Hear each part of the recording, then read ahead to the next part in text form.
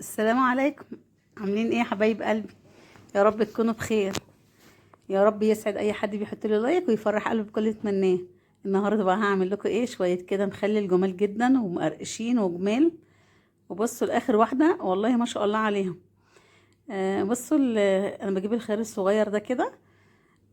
وطبعا لو هي معوجه او رفنعه دي بتبقى رقشتها بتبقى احسن برضو.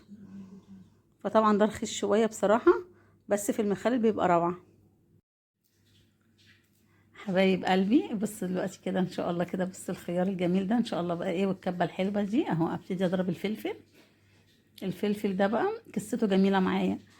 النهارده رحت اشتريه من السوق، ما لقيتش فلفل احمر. طب انا عايزه مثلا ربع كيلو، حتى انا كل مره بفرزه واشيله كده. فبصيت لقيت بيقول لي ب10 جنيه. طب ليش ليه يعني ليه بقى ب10 يعني الربع ده؟ ليه كيلو ب40؟ قال لي ايوه عشان هو احمر. قلت له ليه انتوا بتحمروه بجهاز؟ ما هو بيتحمر لوحده. قال لي لا، ما هو الايام دي قليل لما الجو حر هيحمر وكده. قلت له لا، انا هلاقي اخضر على احمر ب5 جنيه. فدايما تخليكي اقتصاديه في سبيل اي حاجه توفري منها، او في الزمن ده مش هتبقى وحشه. انا هكلف حبه مخلل قد ايه يعني؟ ما انا عايزه اوفر فيهم برضه، اعملهم في البيت حاجه نظيفه. فرحت قعدت اضحك بعد ما مشيت واشتريته كده. فدي من المواقف برضه اللي الواحد ايه لازم يبقى شاطر فيها برضه. و... وحاجات على قد الايد باذن الله يعني شويه مخلل زي كده. انا جبت 5 كيلو خيار، كان ما بينه وما بين رمضان يعني 10 ايام كده. طيب الخيار ده كان ب16 جنيه الاول، طب انا جايباه ب4 جنيه، يبقى مش وحش. فاما ال5 كيلو بقى ب20 جنيه تاكلي وتملحي، لا ده يبقى خير برضه. ما اروحش بقى اروح اجيب فلفل بقى ب10 جنيه أنا. لا اظبط الدنيا بقى. فظبطت بصراحة في الموضوع ده يعني دي من ابسط الحاجات اللي بقولها لكم في السوق يعني. فهنا بحط بقى فصين توم اهو. يعني ما تكتريش توم، وبتخليهم صاحيين بحالهم كده، بس انا فتحت سنة صغيرة عشان يدي بس الطعم التوم بتاعه. وطبعا التوم عشان هو جديد فهيدي ريحة جميلة كده ونكهة جميلة ان شاء الله. طبعا مع الفلفل الاحمر مع شوية ملح وضربتهم في الكبة. فان شاء الله هيبقوا حبة مخلل كده يعني، ان شاء الله يتاكلوا في الهنا كده واتمنى تجربوهم بإذن الله. اهو بص عملت كده شوية حلوين اهو. انا بس هشيلهم بس كده واضربهم تاني، عشان خاطر برضو ايه يتفرموا يبقوا كويسين يعني، يبقوا ناعمين شوية كده، يطلعوا الشطشطة دي كده شوية. طبعا انتوا عارفين الرودينا اللي بتطلع معايا وكده، فعايزة بقى ايه اخليها تقولي متعمليش خيار تاني. بس انا بضحك والله يا رودي، بقى كلي من الهنا والشفا هيبقى جميل جدا. بص يا حبيبي، انا مش بخرم الخيار في سبيل اللي هو ايه برضو ما ينعمش والميه تخش له. هو طبعا هو هياخد 4 5 ايام وخلاص، طالما غير لونه واتملح شيليه بقى في التلاجة. هيقعد معاكي شهور بقى بصراحة، بنفس القرقشة وبنفس الشكل كده. وطبعا يا حبايبي المية انا بغليها وبردها وبسيبها في سبيل اللي هي ما تعملش كده الريم بتاعها. اهو بصوا اخدت بقى البرطمان كده وابتدي بقى ارصهم رصة ايه كويسة كده مع بعض. انا طبعا كنت مملحة ليمون معاكم وملحت كرنبيت، ودلوقتي بملح خيار و... وربنا يعيننا على المملحات بقى الايام دي. الواحد بصراحة ما بيعرفش ياكل من غيرها يعني، بس بتبقى اقتصادية في البيت وحلوة واحسن ما تشتري من بره، وحاجة عاملاها نضيفة بايدك وكل شيء فيها طبعا شايفاه قدام عينك عاملاه ازاي يعني. فاتمنى تجربوا بس شوية المخلل دول كده، وتكتبوا لي بقى وتشجعوني. وما تنسوش اللايك والشير والاشتراك وتفعلوا الجرس عشان يوصلكوا كل جديد. في ناس والله بتتفرج بس مش بتشترك. طب ليه؟ طب ما انتوا بس يعني لو دوستوا على الاشتراك ده هيعلينا شوية. وبصراحة نفسي القناة تتفعل وكده، وربنا يعني ان شاء الله يسهل لنا الحال وتتفعل. بس طبعا انا بتمنى ان انتوا برضو تدوسوا على الاشتراك وتفعلوا الجرس عشان يوصلكوا كل جديد بإذن الله. وتشجيع كده يعني ان شاء الله كده مش هنخسر حاجة بإذن الله. الحاجات دي برضو يعني بتخلي الواحد فعلا يتحمس اللي يعمل فيديوهات. ما تعرفش برضو بيبقى الواحد تعبان ومش عارف ايه، وطبعا لازم يصور فيديو ما فيش مشكلة. وتعودت بصراحة ان انا انزل لكم اي حاجة. هي بصراحة كلها على فترات، بس معلش ان شاء الله يعني يبقى يعني ان شاء الله بإذن الله كده هبقى دايما على طول معاكم بإذن الله. بس تشجيع حلوة كده منكم دي هتديني باور كده، عارفين يعني عارفين يعني عارفة شدة كده يعني.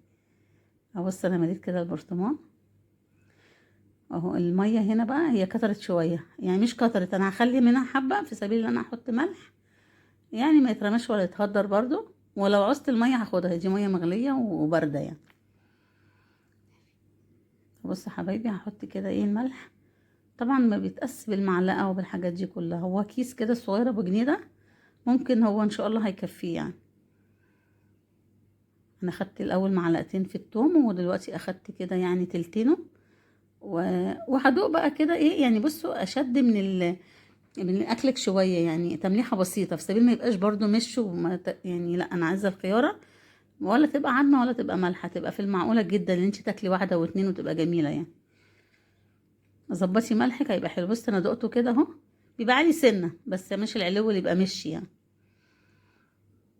وتحطي شويه خل. وطبعا لو عندك كرفس، طبعا انا كنت بالليل وما عنديش كرفس، بيبقى جميل جدا طبعا بالكرفس مع الشطه وكده. بصوا يا حبايبي انا قلت لكم ان انا ان شاء الله مش هحط كده التوم والحاجات دي في قلب البوله اللي هي قدامي دي. طبعا دي بعمل فيها كيكه وحاجات كتيره. لا انا خلاص يعني ايه، هحط التوم بقى عشان ميبقاش ريحته فازعه في البلاستيك وكده.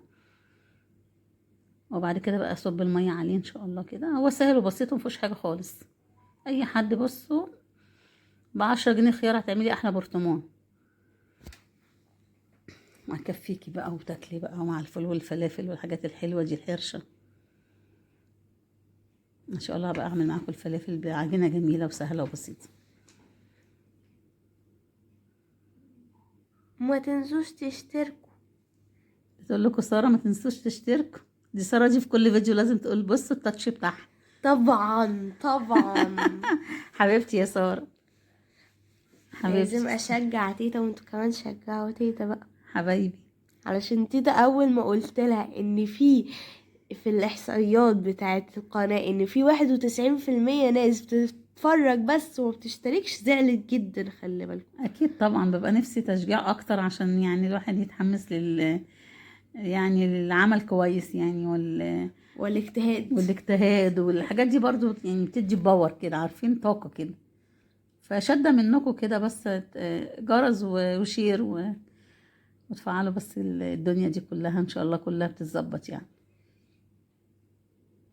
بعدين يعني ربنا المستعان يعني. هو ربنا اما بيدي ان شاء الله، وربنا يدينا الخير كله يعني. هي سهلة وبسيطة، ما تدس انت ايه، اتفرجي يعني الفيديو لاخره كده وشوفي الدنيا واشتركي، مش هتخسي حاجة والله.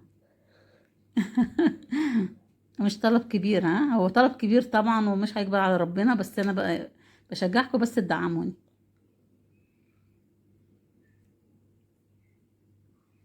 بصوا كل الحاجات دي ممسوحة ومتعقمة وكده، وتقفليه كويس جدا في سبيل ممكن ايه. بصي تعدليه بقى كده مرة، تعدليه كده مرة في سبيل المية توصل له. طبعا هو انتي كل يوم يعني ايه اللي انتي بتعديه على ناحية ايه، مرة على الوش مرة على الظهر. بس طبعا انا لسه عشان اجرب اللي هو دلوقتي القفلة دي كويسة ولا لأ. هشوف لو نزل مية هعدله على الناحية التانية واقفله كويس، لو ما نزلش هسيبه كده للصبح. او يعني كده يعني كل يوم ده يعمله لمدة 4 5 ايام، هيغير لونه ويبقى جميل ومقرقش وجميل، عشان يفضل بنفس الجودة دي وما ينعمش بقى وكده، ويقعد بره بقى يعمل ريمة وحاجات من دي. طبعا طالما ما غلتش المية ان شاء الله ما بيعملش اللي انا قلت عليه دوت. بس يعني يعيش معاكي اكتر لو حطيتيه في التلاجة. تاكلي بقى مدة شهر وشهرين وثلاثة واربعة بنفس، بصوا القرقشة اللي بقولكوا عليها دي. بصوا يعني، فهيبقى حلو وجميل وسهل ان شاء الله، واتمنى تجربوه. ودايما كده ايه تكتبوا لي بقى ان شاء الله كده. هو سهل وبسيط ومفيهوش حاجة برضو، بنفس طريقة الكرنبيت اللي انا عملته.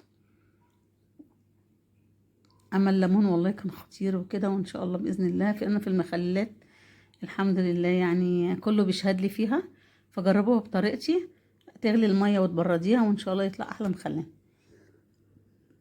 هو حاجة سهلة مفيهاش حاجة. بصوا بقول لكم بره بقى شوية القرقشة اللي انا في ايدي دول كده، كل المخلل كده حتة بايظة على حتة كويسة على حتة مش عارفة مكسورة، كل ده واحنا بناكله بايه، نقوله اما شوية مخلل.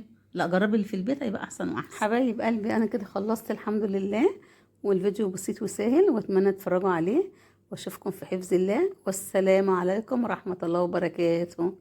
مع الف سلامة.